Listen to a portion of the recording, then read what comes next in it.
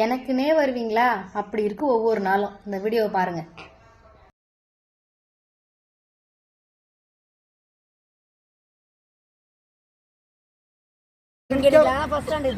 வண்டி காலியா போது கையை கட்டி நிக்கல. டிரைவர் என்ன பண்ணாரு? கை கட்டினாரு. கை எப்படி இப்படி செஞ்சு பாத்துங்க. நான் கையை கட்ட கடவுளுக்கு போறதுக்கு வண்டி எம்டியா தான் போகுது.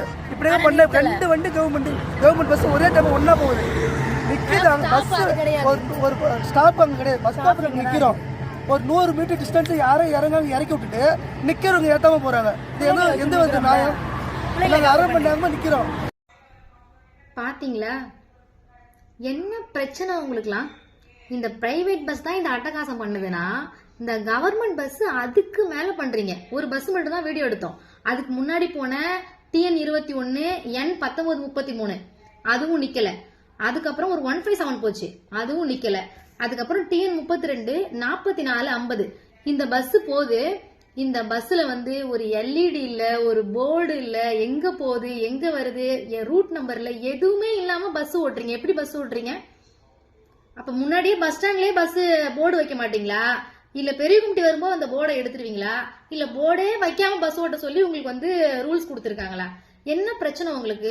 முதல்ல நம்ம ஒரு பணி செய்யறோம்னா அந்த பணிய ஆத்மாத்மா செய்யணும். அது எப்படி செய்யணும்னா, ஒரு வேலை செய்யும் பொழுது அந்த வேலையால நமக்கு புண்ணியமே இல்லைன்னா கூட மற்றவங்களுக்கு எந்த பாதிப்பும் இருக்கக்கூடாது. நம்ம வேலை செய்யறது போக்குவரத்து துறை அப்படின்னாலே அது வந்து மக்களுக்காக சேவை செய்யக்கூடிய ஒரு துறை.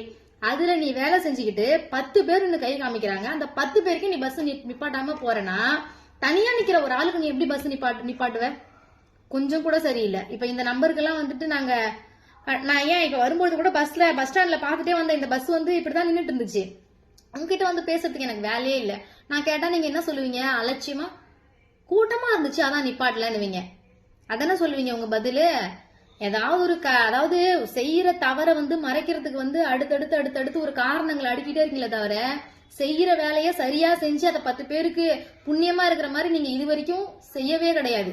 உங்களுக்காக வந்து எத்தனை செக் இன்ஸ்பெக்டரை போட்டு வந்து கண்காணிப்பு நடத்தினாலும், BM வந்து கண்காணிப்பு நடத்தினாலும், ஏன் ஜெனரல் மேனேஜரே வந்து எங்க ஊர்ல வந்து இன்ஸ்ட்ரக்ஷன் கொடுத்தாலும், இந்த ஒரு சில மோசமான மனநிலை கொண்ட ஓட்டுநர் நடத்துனர்கள் வந்து ரொம்ப கேவலமா அவங்களோட பணியை ரொம்ப தவறா செஞ்சுட்டு போறீங்க.